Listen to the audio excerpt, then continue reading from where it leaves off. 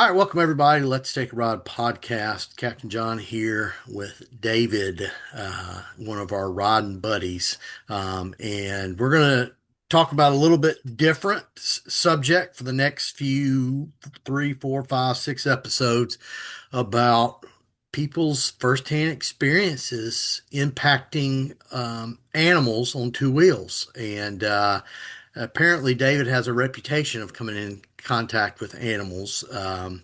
And so we'll get started with those questions in a minute. I just want to remind all of our listeners, please subscribe and like, whether you're watching on Spotify or YouTube. Just please subscribe and help this channel out. Keep me motivated to do this. So, well, David, welcome. It's good to see you virtually. Yeah, you too, John. Yeah. We need to get, if I can get back on two wheels, we need to get riding soon. Uh, Absolutely. yeah. So now I know you've ridden every time I've seen you. I know you're riding a Tenere now, but I've seen you with your KTM or Husky 500s. I've seen you with the BMWs and the other, bikes. And so when did your riding really start? And tell me about your process through that.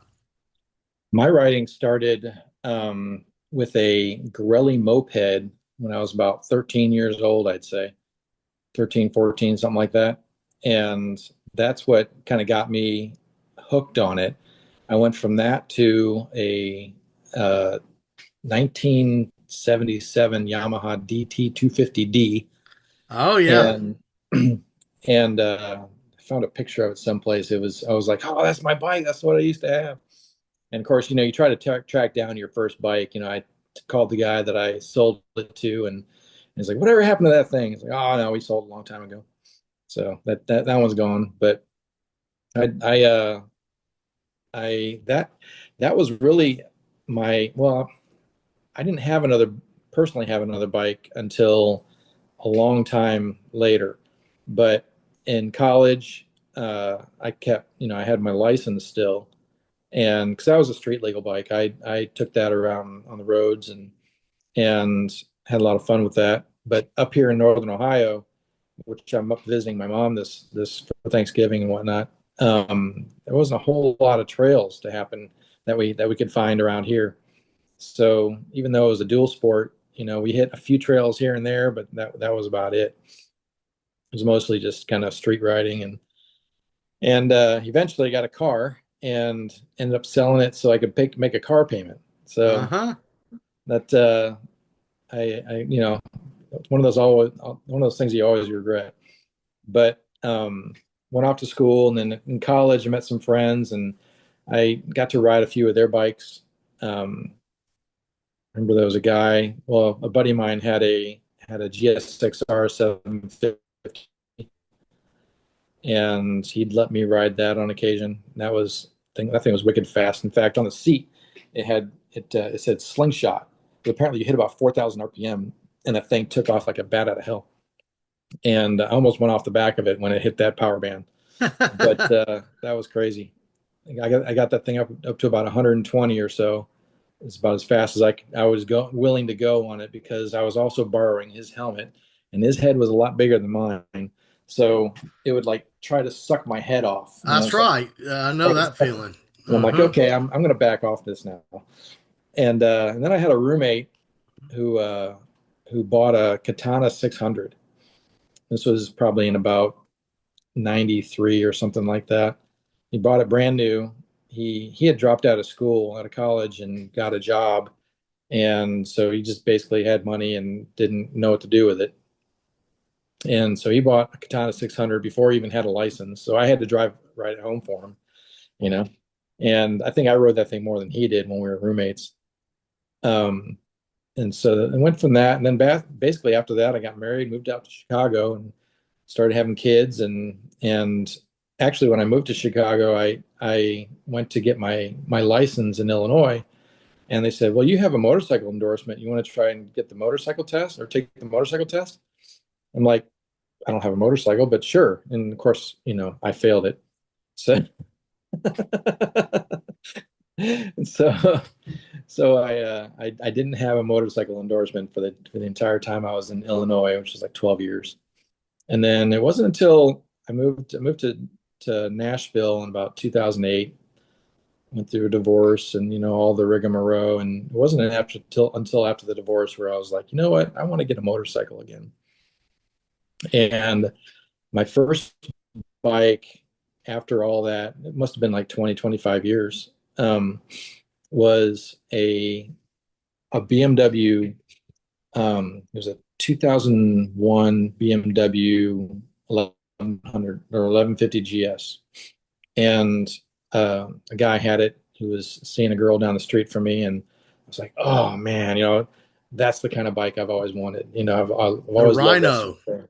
Yeah. Yeah. Back in back when I was a kid, my dad had a Honda 554 with it was the silver wing, with the windjammer Oh, and the yes. windjammer.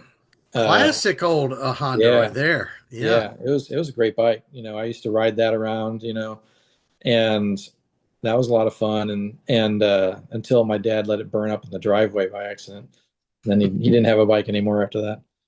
But going back to the 1150, it was right about that time that I found out about Long Way Round, Hmm.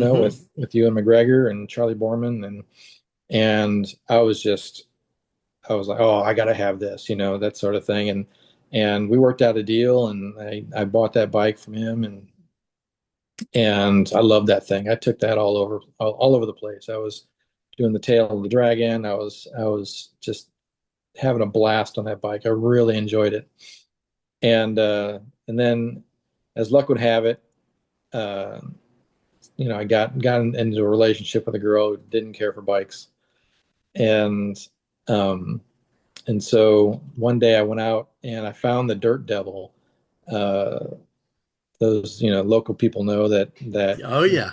Hickman County, Tennessee has hundreds of miles of dirt roads, and I got hooked up with these guys, and we were out there riding that back in 2014, 2015. I think it was 2015, and started riding back in there, and I was with guys on like 650 XLs and just smaller bikes like that, kind of dedicated dirt bikes, and and I was on my big 1150 GS. And I remember that day, this one day in particular, I dropped that thing 6 times.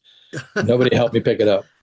And by the end of the day, I was spent. In fact, I did this one situation where I was cruising along, just went through a creek, and there was pavement on the other side. And I still can't even think of where this place is after the hundreds of miles I've spent riding back there since then. Can't think of where this one location is, but you get through the creek, and there was pavement on the other side, and um, I wasn't real good at controlling the bike that back then, and the back tire kind of slid off the pavement a little bit, and I kind of slid sideways, and then I high sided, and Oh, it flung me over the bike and landed on my shoulder, and it broke a couple things in the bike, and so I kind of limped it home and parked it, and my girlfriend was like, "Yeah, that's enough of that," and so I ended up getting rid of that bike and didn't have anything until I got rid of her, and then and then after that, I was like, I really want to get another bike. And I said, but this time I want something that's more dirt oriented, something that I can, because the 1150 was just a little too much for as much dirt riding as I was wanting to do. And so I ended up finding a 650 GS. It was a 2002 or 2003 650 GS. And I picked that up in Bowling Green, Kentucky. And I had that thing. That was a great bike. I took that down to Blue Ridge. I took it down to Savannah, Georgia. I that took was it. a twin, wasn't it? The It was a parallel single. twin? No, that was the Single. single. Okay. Yeah, Okay. I know which one you're that talking was about the now. F 650 GS. I think the G 650 GS or something went to a Yep. twin. But yeah, this was just after the Funduro, Yep. and they had the. I wish that I had gotten the Paris to Dakar bike, but or the Dakar, the 650 Dakar. Yep. I know which one you're talking about. Yeah. Would you get the Sorteo? Was that what they called it? No, this was post that actually. This Post was that. Okay. yeah. So this was in 2003. It was just the F650 GS. Okay. And yeah, I had a blast on that thing. I'd go camping off it, and there was one time we were out in Blue Ridge Parkway. I was out there camping with some friends, and we were out there on basically we're on our way back, and I didn't have panniers or anything like that. I had sorry about that noise. I That's think all the right. oven's ready for bread. My mom's Uh, breaking bread. yeah. But um I didn't have any panniers, so I bought this big, like 50-liter big 50-liter dry bag to put all my camping gear in, and I strapped that down to the back of the bike. And I so I had this big thing on there, and we start heading back after our camping. We had a good time and everything. Start heading back after the camping, and we got up behind this guy on an R 1200R. Basically a naked uh, BMW R bike. That's what it Hmm. was. It wasn't the GS. It was the just an R. So it was a street bike, but it was kind of a naked version of it. And we get up behind him, and then he takes off. He was behind us, stuck behind a car, and finally gets around that. And my friend Bob Jimenez, uh, says, "Hey, Dave, go get him." I'm like, all right. So I go, I'm on the little, F650 GS single cylinder, and this guy takes off on his 1200. And so I take off after him, and I catch up to him. I'm on his tail, just like this. And he's looking back at me. He's like, what the heck? Finally just waves me on. And so I take off, and I just lose him in the corners. And I go on down, and finally I get to a stop sign. I got to wait up for my buddies, and he catches up to me. He's like, "How the hell are you doing that on knobbies?" Uh-huh. This big bag on the back of my bike. I said, "Why are you putting your foot down in corners? You think what?" Well, I figured, I'd probably dab a little bit if I needed to. I'm like, you're not going to dab doing 40 miles an hour in a corner. And so we had a good time. But yeah, that was a fun bike.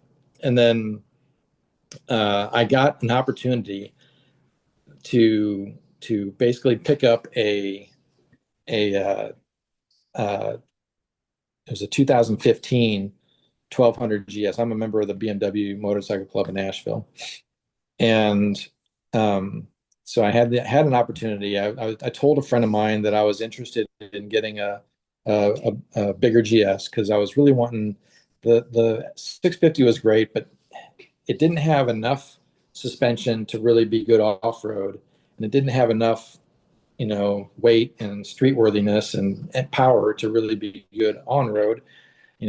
And so I was like, I really want to step up to a 1200. Yeah, and you're mentioning the compromises that's the whole dual sport thing. It's like, Hmm. it's not great in the dirt, it's not great on the road, and Right. and which direction do you want to go? And then you end up with multiple bikes, which I know you've ended up there. I've been there. We'll get there.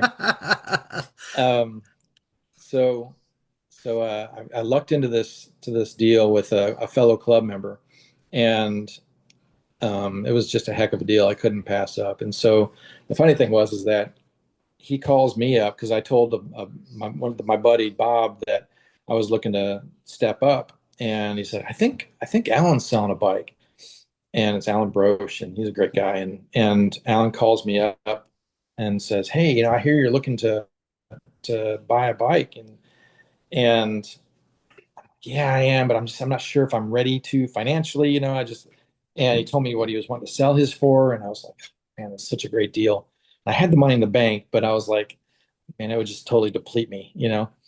And and so uh, I hung up with them, and I got to thinking about it. I'm like, I could probably just get a loan out and just do it that way, just get a loan out and buy a bike and buy his bike. And so I call him back like 30 minutes later, and he's like, "Oh man, I wish, I have this guy coming down. He lives down the street, and he said that he's interested in it, so he's coming to look at it." I'm like, "Well, shoot, let me know what happens because I'd really be, I'm really interested in it." And so turns out this other guy bought it. Man, and this was just before that trip to Blue Ridge. And so when we were on the trip, they said that this other guy had bought it, and he apparently had a bit of reputation in the club, and some people liked him, some people didn't, whatever. I get along with everybody, um, but his name became synonymous with excrement in my book because he bought the bike out from under me. Yeah. And Uh, so we get out there at Blue Ridge. We went to the Blue Ridge motorcycle campground, which no longer exists. It got wiped out with that flood a while back. And we get out there, and sure enough, Steve's standing there on the porch. Like, oh, that's the guy that bought your bike. You know. And so we go and we park and we start setting up camp, and he strolls over, and he just ends up being a nice guy. And I'm like, oh, I guess I can't, badmouth him too much. And I'm like, yeah, you're the one that stole the bike out from under me. And it's like, well, give me a call when when you get back from the camp. So I did. He's like, yeah, come on up. We'll go do lunch. So I go up to his place, and he's up in Hendersonville. I was living in Spring Hill, I think Spring Hill at the time. And I go up there, and he starts showing me around his shop because he works on bikes as well, kind of as in his retirement. And starts showing me around. He has a really cool F850 GS, and that he took to Alaska, and just tell me about all these bikes that are in there. And finally he gets to the one that he just that was sitting there, was looking pretty as could be. And he said, well, why don't we go to lunch? Okay. I'm like, did you just bring me here to rub it in that what's the deal? It's like, let's just go to lunch, And so we go to lunch, and we have lunch, and we're talking. And finally he says, well, you want to buy the bike? I'm like, I know I want to buy, I want to buy the bike. I offered you, $500 more than what you paid for it. And you barely took possession of it. He's like, well, I want to sell it to you. I'm going to sell it to you for what I paid for it. Well, that was really cool. That was really cool, Steve. That was really nice of him. I really appreciate it. He even fixed a couple things on it for me. And so I ended up buying that bike, and man, I love that bike. And I had that for a few years. And up until a little while ago, my buddy Brock Gill, who has the channel Moto Mission, right. he ended up we went out to Narrowgate, and uh, I was looking at changing up some bikes at some point. This is the story of that bike.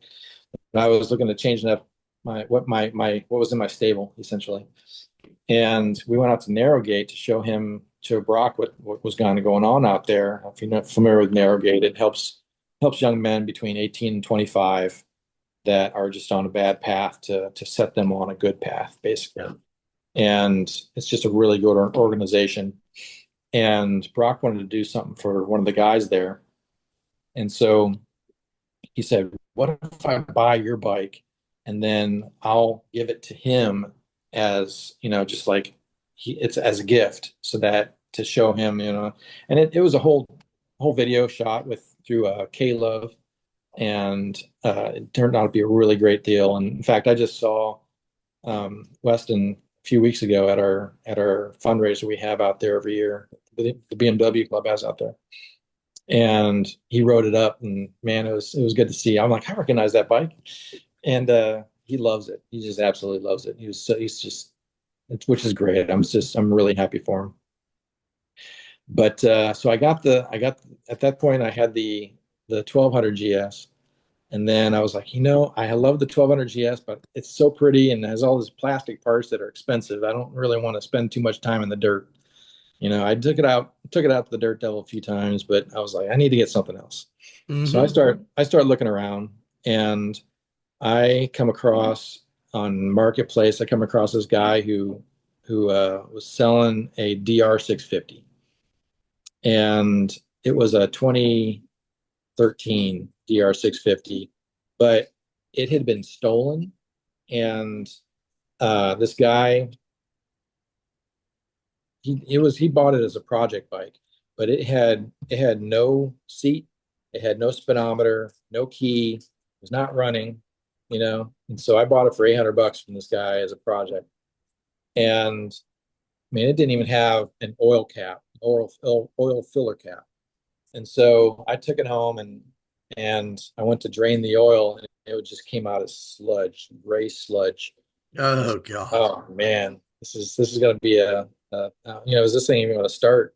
So I drain all that sludge out. I start pouring some stuff through to kind of clean it out, and then fill it up with oil and situate some stuff and go to kick it over, and it starts right up. Like, wow, okay, we got something now. It starts and runs, right? And so I went through a process of putting just about everything you could possibly put on one of these bikes, and from everything from, I did a seat concept seat, and I ended up putting on I didn't like the suspension eventually, and so I ended up uh, doing a swap with a RMZ 450 front triple clamp and forks and front wheel, and I put in a Pro Cycle from Pro Cycle. I put in a Cogent Dynamics Mojave Pro rear shock, which cost more than I paid for the whole bike. Yeah, I'm sure. And I ended up also designing and building out of aluminum a rally tower for it. I don't know if Oh, you ever saw this. You ever see this bike, I John? don't think I did. So I designed and built this rally tower for it, and um, so I made it so that it would fit this I think it was like an 8 or 9 inch tablet. It was a Acer Enduro. I'm like, that's a perfect name for this tablet. So because it was it was kind of an all-weather tablet and everything, Hmm. durable and dust-free and all this stuff. So that turned out really well. And I put a KTM 450 replica windscreen on it, and I mean, I had this thing decked out. The only thing stock on that bike was the engine, the frame, and the rear wheel. I think it's about all that was left. And I got it decked out about as good as I could. I even put like a 42 millimeter carb on it, the pumper carb. And Yeah, that was one of the good upgrades on those bikes. yeah, because the what was happening was the float was sticking, and it was letting, if I left the petcock on, it let gas, drain down into the case, and which I found out that's why the oil was gray to begin with, I think, when I bought it. But so yeah, I did a lot of work to that bike, and then I decided that I wanted more power. Really, it wasn't doing a good enough job getting the front tire in the air, and if anybody knows me, it's a common thread. But so I ended up selling that, and I bought a 2018 Husqvarna 701 Enduro. And so then I had the BMW. Well, at one time I had the BMW, and I bought and the DR because I hadn't sold it yet, and I had the 701, and then I came across a deal I couldn't pass up, and and I was having a great time on the 701, except eventually I had an issue with the engine where it threw uh, a auto decompression weight through the head to the valve cover. Oh gosh. So that was out of commission for a while. Um, and it turned out to be a situation where it was covered under warranty. And so I took it in, and they ended up replacing or repairing the whole thing for free. But I happened at the time to be 30 miles into the Smoky Mountain 500 when it happened. So that was kind of a drag. But I did end up having to know happen to know somebody out in Tellico who had a Tiger 800 that I ended up borrowing from her to finish the route, which was super cool. Yeah, I know who you're talking about. Um, but yeah, and so yeah, that was cool. But she or the deal that I couldn't pass up was, I had the 501, I had the 701, I had at this point, at one point I had four bikes in my little part of the garage where I keep my bikes. I had them, I don't know how I got them all in there, but I had four bikes in there. Please. The fourth bike was a 2014 Husqvarna FE 501, which I found on Marketplace. I remember when you And got that. yeah, and that thing was a blast. And when I saw it on Marketplace, I was like, I want to go check this thing out because there was something in the description that just didn't seem right. So I get out there, and sure enough, this bike was a 2014, so 9 years old in 2024, I guess when I got it, 13, 9 years, whatever. And so, yeah, and um, it had 2.9 miles on it. I'm like, how is this bike 9 years old and has 2.9 miles on it? And it turns out, guy that bought it to go riding with a buddy of his, and he his buddy ended up passing away, and so the guy just he never rode it. He basically took it for a test ride and then parked it, and and then eventually he ends up passing away, and so I end up buying it from his widow, Oh, and so she had taken it to back to the dealership since it had been sitting there for 9 years. She took it back to the dealership, had them go through the whole thing, spent $1,000, new tires, fuel injectors, new battery, etc. Spent $1,000 on the thing, and and then sold it to me for five. So I was like, man, that's just a heck of a deal because it was a brand new bike, 9 year yep. old brand new bike. After I took it for a test ride, and when I brought it back, it had 6.6 miles on it. I more than doubled the amount of miles to my test ride. So then I had four bikes. I'm like, okay, this is a little cramped at this point, and so then I got rid of the DR, and then I had the three, and I thought that was like the perfect garage. You have your dirt bike, you have your enduro, you're in between, and you have your bigger bike, which you could also go off road too, but mostly street bike. And that was just it. And then I started having to replace a bunch of tires and all at once, and oil changes and just all the stuff that goes along with having Mm-hmm. multiple bikes.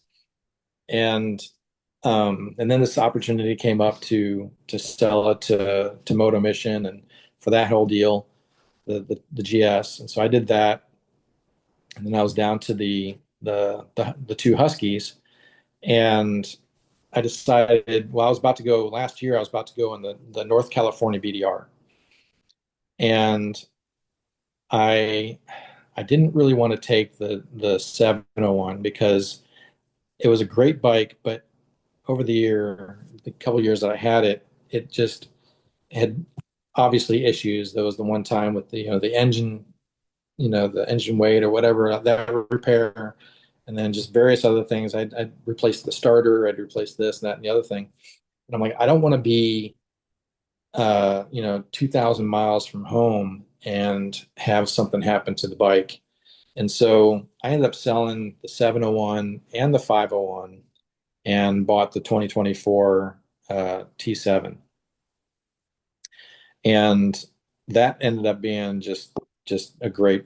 I love the T7. I Yeah. love my bike. It's just such a great all around bike. It's heavy enough and twin powered, so you can spend all day on the road if you need to, or it can tear up the dirt like a big dirt bike. And I've just been having a blast on it. And it turned out to be the right move because the two guys that I went out to California with, one was on a KTM 690 and the other one was on a KTM 790. And the second day on our trip, they were both like, okay, we need to go to the dealership because, my tubeless system on the 790 was leaking air, and the 690 was having some issues starting. And Oh, so goodness. And that's not what you want on a trip. You want reliable. You want something you that will want get you there and back. exactly. And so we decide to skip the second stage that we're doing and cruise into Reno to go take their bikes in to have them looked at.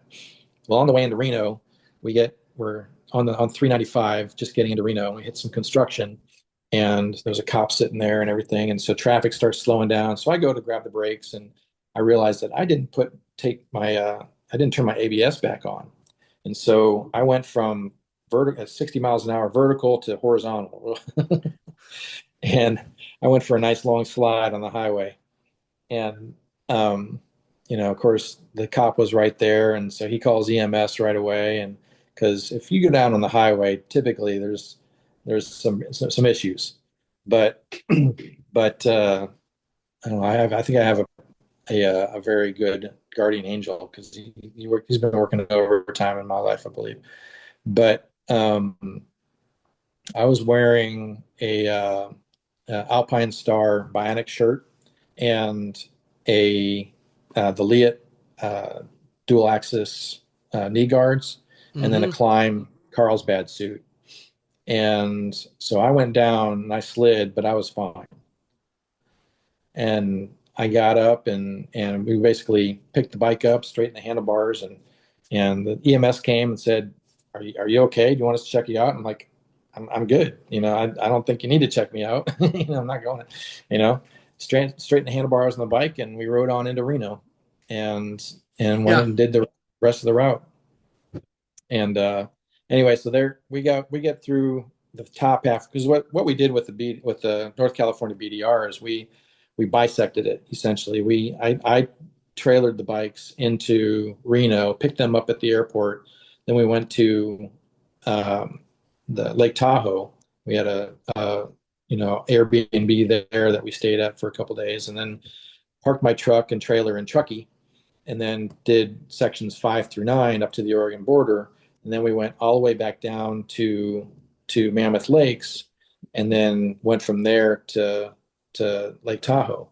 Well, after getting back down to Mammoth Lake, the 690 didn't want to start. After that high speed run down to Mammoth for as long as we did, it wouldn't start for anything. And so Phil decided to stay back on that first section to see if he can get a mobile mechanic to come and fix his bike. Well, so Ed and I decided to go ahead and do the first section. Well, on the first section, riding out of Bodie, California, the ghost town up there, we're on this bumpy road. Ed ends up laying his bike down, his 790, and we can't get his started. And so we're not sure what the problem was. We ended up towing his bike the rest of the way up the hill and then coasted 3 miles down into Bridgeport, California, where we parked his bike. And then we two-upped back to Mammoth Lakes, like an hour and a half back to Mammoth Lakes. And from there, we stayed the night there, went two-upped back to this other place where we got a U-Haul, a 26-foot U-Haul, because that was the only thing we can get that would go one way, which is like the biggest U-Haul you can get for two bikes, you know. And so we went back, picked up Phil and his bike, went back to Bridgeport, picked up Ed's bike, and then went to Carson City to go bring their bikes in to get their bikes repaired. So Phil's got repaired really quick. The 690 got repaired really quick because it was just basically the valves were out of clearance. They Mm. couldn't fit, a 3000 feeler gauge in or whatever. And so they fixed that and got his running again. Ed's bike had the famous, camshaft issue where it just wasn't starting. Yeah. So he had to get a new camshaft, and he was able to get KTM to pay for it, you know. But in the meantime, he was out of bike, so And out of a truck. and out of the trip. So what ended up happening is Ed um, Ed went ahead and took an Uber all the way up to Truckee to go pick up my truck, and then Phil and I went ahead and did section 3 because we skipped section 2. We went ahead and did section 3, and when we did section 3, Phil ends up dropping his bike and the frame for his panniers landed on his ankle and hurt his ankle. And so we ended up getting to Bear Valley, which is where we were staying that next night. And Ed met us there. Phil's like, Ed, take my bike on this last section, section 4. Take my bike. My ankle hurts. I'm not going to drive. I'm not going to ride. And so Ed and I end up finishing the route to uh, back to Lake Tahoe and back to the truck and Truckee and or back to the trailer and Truckee, and Phil drove my truck. And so from there, we loaded everything up and took them back to the airport in Reno, and then I went down to Moab because Brock Hill was putting on a ride in Moab. And I was like, I'm out here, might as well. I had not been west of the Mississippi since 1979 when I was a kid, and we moved to San Francisco, for a year, and then we moved back. And so I was exploring the West while I had the Yeah, time. you needed to. Absolutely. And so I ended up meeting them in Moab, and the next day they were riding the White Rim Trail. And so I was like, well, I'm in. I packed my sleeping bag, or my sleeping bag, and a hammock on my bike, and they had a some friends of theirs. There was a whole group of us. I forget how many there was, 10 or 12 or something, and we had a support vehicle that was meeting us out at the campsite out in the canyon. And so we ended up riding the White Rim Trail. We were out there for 11 hours, and it was the hardest riding I'd ever done in my life.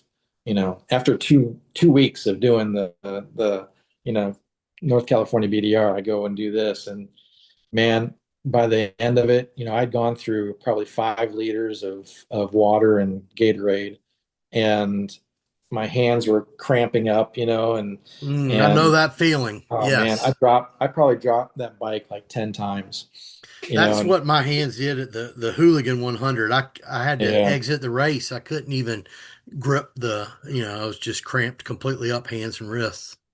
yeah. We ended up getting in after dark, like 9 o'clock at night, and we were just completely exhausted. And there were some great riders on that ride. We had J.R. Depew. He has a channel, Joe Depew, and he was at the time he was about 73. He was on, I think, a WR 250 or something, and he was riding circles around me on my Tenere. It was really pretty sad. And we also had uh, Dave uh, Drebick. Forget his last name. Sorry, Dave, but he he's a great guy, great rider. He has one arm. He has just his right arm, and he uses a recluse clutch on his CRF 450. And we were going down Schaefer's Pass, or we're going up Schaefer's Pass, which is this windy back and forth, pass that kind of that you it's all these hairpins going back, up this hill, like going up like 1,000 feet or so. And we're going up this thing, and I hear in my comms, he's like, "Hey man, can I get around you?" I'm like, it's Dave going by with one arm. I'm like, seriously? I'm not that bad of a rider. It It's humbled you, just didn't it? it certainly did. It certainly did. Yeah. It's just he is that good of a rider. It was just amazing. But we had some great guys out there, and it was a fun time. And and then after that, I went ahead, and they had another day of riding, I think, and I was trying to get back because I'd been gone for a long time at this point. And so I start heading back. I load up my truck, or into my truck and trailer, and my truck starts breaking down on the way back. That's a whole nother story. But I'll remember I end that. up I remember your shenanigans with all that. Yeah, I'm like, I pull over in some little town in New Mexico, and I'm trying to replace stuff myself and trying to figure out what's wrong with it. And finally, I find a shop that'll take it in, and turns out it was the direct fuel injector, in one of the cylinders that was bad. And so he swaps that out, and I get my truck back. I leave at 5 o'clock on Thursday, 5 o'clock p.m. on Thursday, and I end up in Memphis at a buddy's house at 5 o'clock on Friday. Drove 24 hours straight. I think I took I took like an hour nap in at some point in Texas, I think. But other than that, it was just 24 hours on the road. And I was like, well, maybe I can make it the last 3 hours or something. I'm like, and then we go and have dinner. I'm like, no, I'm done. I'm done. Yeah, the food did it. The food knocked you out It did. always. It did. Yeah. But yeah, it's been a good go, man. I've had a lot of fun on the bike and made so many great friends, and it's just been a lot of fun. And I've hit a few animals. Yeah, so tell me about that. So, and I forget, I'll have to look back at the messages, but apparently there's a running joke of you in animal encounters. Uh, Well, I'm I'm the rides director for the BMW Motorcycle Club. hmm As such, I end up leading a lot of rides. And then even when I'm not leading rides for the club, I end up leading rides because I just know the routes, going through the dirt, doing the Dirt Devil and Yeah, just yeah. whatever. And I tend to like to go a little faster than some of the other people, so I end up in front of the pack. And I figure that's the best way for me to ride at the speed I like to go is since I just lead it. And um, there's been a few times we were out one time and uh, we're cruising along, and all of a sudden this puppy comes running out. It was one of those. I can't even tell you what kind of dog it was. It was short hair but tall, kind of lanky, and not you know about the size of a greyhound, but not a greyhound. It's kind of some sort of something or other. And I remember seeing it, and uh, I remember it coming right out at me, and I thought, "Oh, shoot, I'm going to hit this thing," but I didn't realize I hit it. I thought I hit something, but I didn't know I hit the dog. And guys behind me were like, "Dude, you just ran over that dog like it's midsection." I'm like, Uh, "Holy crap! I didn't even know." And so I'm like, well, it's not much going to do much good to. I saw it kind of run off, so I figured it wasn't, right dead right away. I'm like, I hope I didn't, hope it doesn't die of internal injuries or something. And so we go on with our ride, and um, about 2 or 3 hours later, we come back that way, and I see that same dog, and it's just cowering away from the road at this point. I'm like, oh, oh so well, it he learned a lot. survived. It survived. It survived. He learned hard lesson not to go chase motorcycles, I think. Yeah, and so you didn't. You said as a puppy, it was obviously small, and you didn't even notice that I you would had really guess. hit it. I would guess he was a good sized dog. I think he was young, as in being a puppy, but he was a good sized dog. I'd say he's probably about 40, 45 pounds. Were So you on your itinerator or on the GS? I was on, I was on I think it was on the 701. Okay, 7-1. So Yeah, not a really big bike, yeah, mid-size. Yeah, yeah. It's yeah. a mid-sized bike. Okay, and that was on the dirt road, right? Out in the Yeah, dirt. Yeah, there's two spots on the Dirt Devil where there's always dogs that come out at you. yeah, And and you know which spots I'm talking about. yep. One's right before the switchbacks to go up the hill, at the base, and the other is on a long straightaway right over a little rise. hmm Yeah, you know There's what I'm talking a about. there's another place on Anderson that after you go through kind of through a creek and you do a hill climb, and then Hmm. there's a house right there on the left, and it kind of curves around to the right. There's dogs that come out after you there every once Yeah. in a while too. Yeah, But and they will get right out and come. I mean, I'm always worried, because I love dogs. I'm always worried. I'm like, why do they gotta, if somebody's gonna hit them? So, yeah, yeah, yeah. yeah. There was another time I was out. We decided to do we called it the mini tad or something like that, where down near West Point, where the the Trans-American Trail goes through. Yep. Me and my buddy Tim and Mark decided to go down there and do just a section of the Tat where it kind of straddles the border of Alabama and Tennessee. And we just went down there and camped for a few days and rode that. And we're cruising down this one narrow dirt road, and I'm cruising along. I'm leading, as normal, and cruising along, and I see this long driveway that goes off to the left, and I go, I'm looking kind of curious because I'm in construction, and houses are my deal, and so I'm looking down the road and to see the house, and all of a sudden I come back and I see something briefly in the corner of my eye, and all of a sudden I hear, oof, crap, what was that? And initially I thought it was probably a turkey. I'm like, holy crap! And then I see in front of me one of the geese. It was a goose.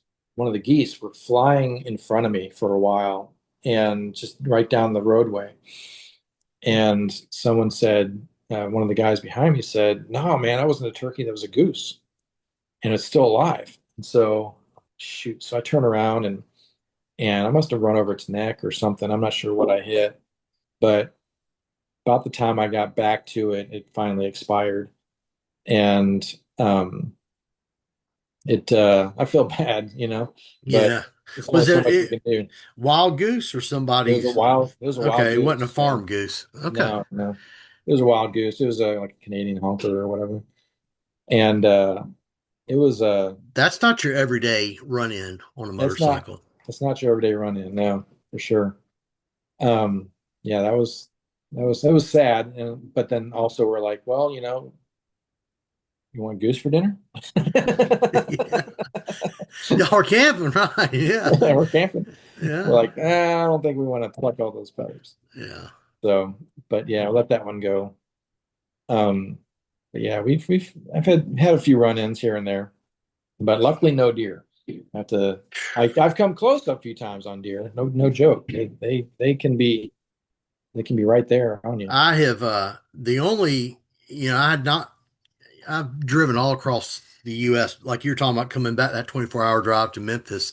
I've done that a whole bunch. I know that feeling, and Hmm. I feel like I've logged a lot of miles in my vehicle. I've never, other than squirrels, and on the bike, the only thing I ever, there was a once or twice a squirrel that committed suicide, as I like to Hmm. say, and a black snake or two. But Hmm. that deer it I hit it hard coming back from Red River Scramble. My wife was behind me on her bike. It was early when we wanted to get back early, right? Hmm. So we got up, we left as at sunrise, and it was cold. I didn't realize Yeah. the rut had started so early up there, obviously, but it was cold. The deer were moving. We get outside of Beattyville, south of Beattyville, and both came to a stop. There was a deer right in the middle of the road on the highway, long straightaway, just standing there. We Yeah. come to almost a virtual stop before it moved out of the way. But I'm cruising at 60 miles an hour. I've got a podcast on in my headset, and I'm keep trying to keep an eye out for deer. This one was in a full sprint. I didn't even have time to catch it. But it came, it must, where I hit it, I've gone back and looked at the satellite views. I'm like, where the hell did this thing come from? It came, Hmm. it was, it had been at a full gallop, jumped over the guardrail. And when I hit it, it was fully outstretched, back legs fully out. It was in a full gallop. So I think Wow. it was a young doe. The only thing I can think is a buck was on its scent trail, and it was its first rut, and it didn't know what to think with a buck chasing it, so it was just running. Hmm. And I was the only vehicle on the road. I mean, we did have a car behind us that the lady was freaking out, but I didn't even have time to even move towards the brake levers. Like, it was instant. I saw it, Yeah. and I was like, you know, for a half an instant, I was like, I hope it jumps over my wheel. But I hit it square. My wife said it spun around 5 times, and Wow. it never moved. I killed it on impact. Its guts was coming out its ass. Oh man. Yeah, it slid underneath the guardrail on the other side and came to a Hmm. rest. But when I hit it, I low sided, um, and I hit hard, and I didn't even know. I mean, I didn't lose consciousness. The one thing I regret doing um, is I had my Air Stitch suit with me, Hmm. and for whatever reason, I decided not to wear my Darien pants that morning, the Air Stitch pants. I was like, Yeah. I'm just going to wear my hiking pants. We're just doing only pavement. It's highway the whole way home, you Only. know. Yeah, only that. God, that was the dumb. And all I had to do was zip them on, right? I mean, they're overpants. Hmm. Um, and so I was, of course, I cracked my ribs, which is, I mean, Ouch. I went down, yeah, Been and there. so I knew what had happened. When it happened, the adrenaline was rushing, but I figured I probably, if I'd done anything, I've cracked my ribs. Hmm. Um, I was a little bit out of it. My wife, all I remember was in a lot of pain, like just moaning, and my wife trying to drag me out of the highway. It's like, you gotta get out of here. You gotta get out. You're gonna run over. I'm like, wait, wait, wait. Let me get up. Let me get up. Yeah. Yeah. Um, and I shredded my pants. I didn't realize how bad everything was, but I got up. The lady's freaking. She's like, I'm gonna call the ambulance, and I'm like, I'm up. You know, lifted my arms. Nothing's. My arms aren't broke. My legs aren't broke. Yeah. Um, I'm not making sense, probably because I had a concussion, which I realized later I did. Yeah. Um, but I said, no. I said, I don't want to pay for the ambulance and I have a high deductible. I said, I'm not going to Hmm. go. I don't want to pay for it. Yeah. A minute or so later, a highway patrolman just happened to be driving by and he stopped. He's like, y'all need help? What happened? And he was laughing at the whole deal. Like he couldn't believe I was up and moving around. Yeah. And he's like, "You want me to call an ambulance?" And I said, "No." And he's like, "Okay." He's like, "Is your bike okay?" And the bars were I've been they were way off like that. Hmm. And so I'm trying to bang them back into place. Yeah. And I had, you know, I didn't realize how bad my ribs were cracked. You know, adrenaline's pumping, but Hmm. I was like, well, I've ridden with bar if the bars are out, and I just didn't have sense to try to work it out. The bike would roll, so I was like, oh, roll. I'll try to limp it home because I Yeah. didn't want to pay. You know, I didn't want to Sure. go through all that ordeal. I just wanted to get Yeah. home. So I rode There's. it home with bent, what I thought was bent bars or twisted forks. Hmm. But I noticed when I was coming up to stoplights that it It was, wasn't diving. yeah, it was, well, it was diving, but it was just real, it was weird. But Hmm. when I stopped to get gas, within 30 minutes, the adrenaline wore off, and I was like, I am in pain. I messed myself up. Took a handful of ibuprofen. We stop in for lunch somewhere, and I can tell I've got bloody knees and my pants are shredded and I'm in bad shape. But Yeah. when I get home, I realize what had happened. My upper body's fine, right? So the jacket did its job. It shredded the jacket, but it did what it's supposed to do. If I'd had riding pants, it would have done. I did have riding boots on, which I didn't have any problems except for right above where the riding boots ended. So Yeah. they helped. So, Yeah. you know, there's a thing to be said for ATGAT, and I Oh yeah. normally always have full gear on. Hmm. And it was just one of those rare, rare times because usually if it's just me, I'm always fully geared up. And I Hmm. had it is right behind me, rolled up on my seat behind me. All I had to do was stop and put it on. And I remember it's like, this is chillier morning than I thought. Maybe I should stop and put my pants on. Yeah. But It would have helped out for sure. Yeah. yeah, I did we were at March Moto Madness a couple years ago, and I missed this past year, but the year before that, yeah. I was out there with the 701. I don't know if you remember this. Yes, I do. I remember you coming back and you ended up with a new set of climb gear that day. I did, and then that's the one that I shredded in California actually. But I had a Carlsbad suit, or no, I had a Badlands Pro suit, and that's what I was wearing out there in Tellico, and I was horsing around doing wheelies, and apparently my back brake had basically glossed over because I had put on a new brake pedal, and I didn't realize it, but it had been dragging that back brake all day, and so Ah, it kind of glazed over that pad, and so when I was up in a wheelie, um, I went to put the brakes on. There wasn't any back brake to bring me back down. So I ended up looping. And I just sat right down on my butt and just slid and slid and slid on my butt. And in fact, I had my hand down. I always wear gloves. Had my hand down just kind of steady myself. I felt my hand getting hot, so I picked it up. Dang. I just kept sliding.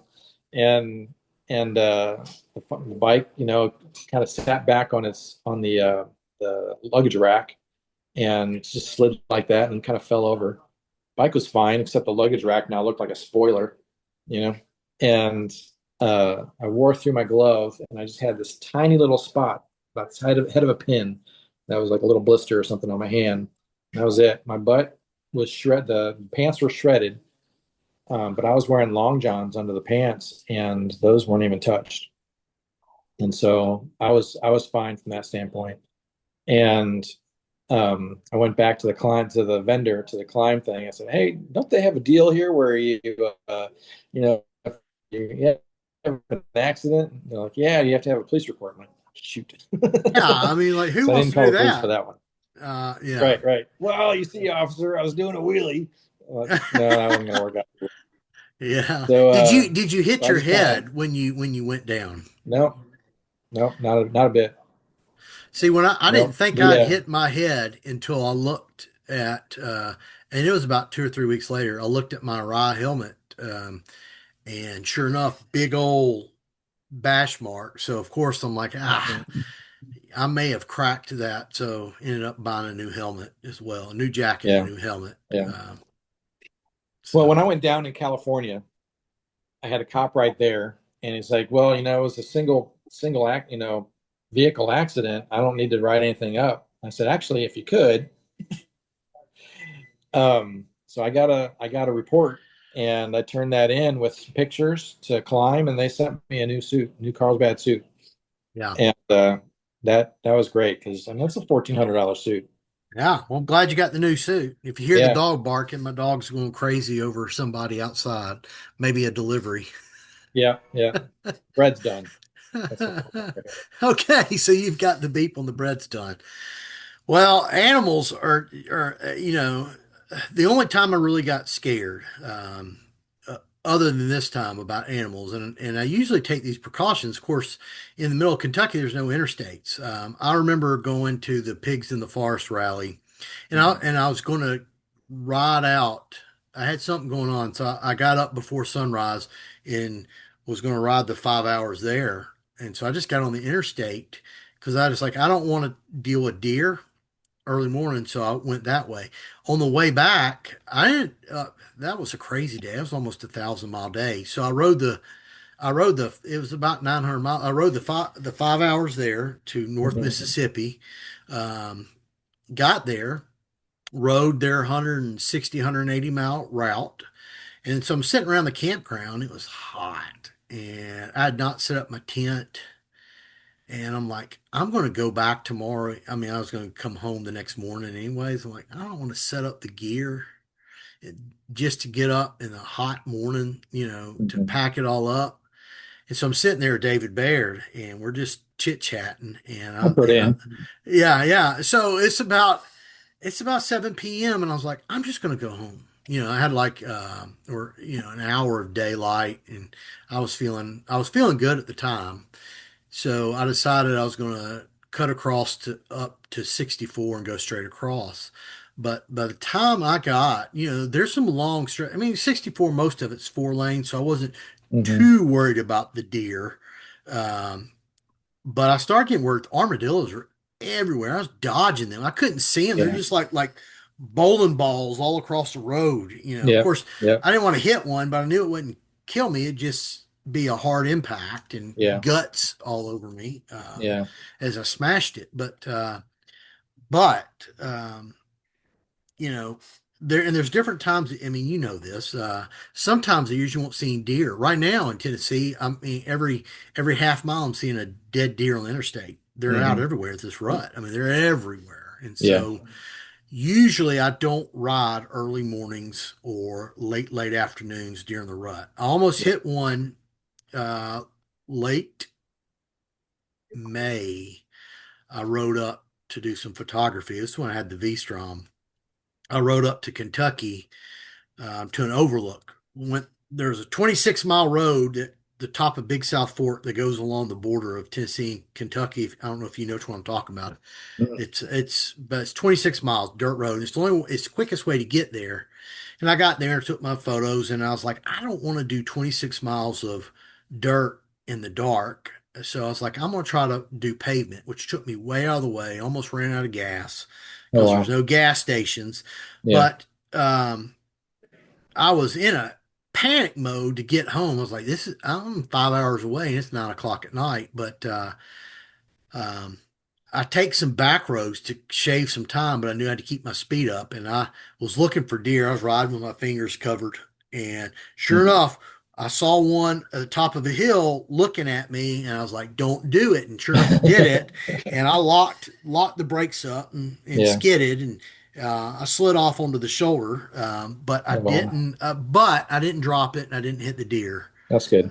Yeah, and so I slowed down after that. But those are the close calls. Hmm. Yeah, But it, my buddy Ed Zarb was out in Blue Ridge with his wife on his GS, and they had a deer hit him, hit broadside of him right in front of his knee type thing, kind of the fairing. And it did a significant amount of damage to the bike, but luckily he didn't go down. They didn't go down with it, but it killed the deer, and he was able to get the bike back, and you know, so he was that would have been tragic for sure. yeah, yeah, and so I killed the deer though, and it could have killed me, and I'm glad it didn't. It could have gone a lot worse, but it's given me a newfound respect for always having the gear on all the time, which I Yeah, know anyways. But and also a lot of people don't have not had as much success. I mean, some people have had some hospital stays, and yeah, so it has not gone lucky. yeah. And those, so you've gotten lucky yourself. I've gotten very lucky, and as my girlfriend likes to remind me that eventually my luck could run out. So I know. So, well, at least you're riding with the right gear on all the mhm. time, and that's about as good as we can do. Yeah, Well, I appreciate your time. I look forward to riding with you again soon. Hopefully, I'll be back on two wheels. I don't know. I got forks on order, so let's yeah, very let's hope cool. before Christmas I can do a ride. That'd be nice. That'd be Yeah. nice. So, anyways, you take care, and well, let me see how to stop the recording, and I will see you soon. Yeah, sounds good. All right, bye bye. All right, thanks, John. All right, stop recording. If I can figure out how to do that. There we go.